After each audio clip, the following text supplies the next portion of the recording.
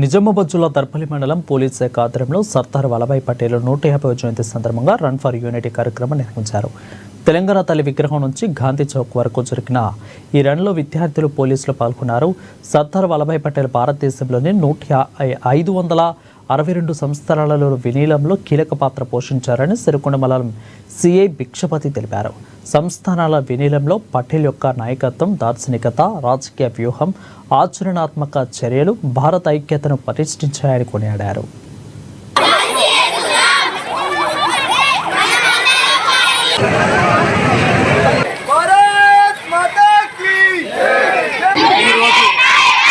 సర్దార్ వల్లభాయ్ పటేల్ సంతోషంగా ఉంది.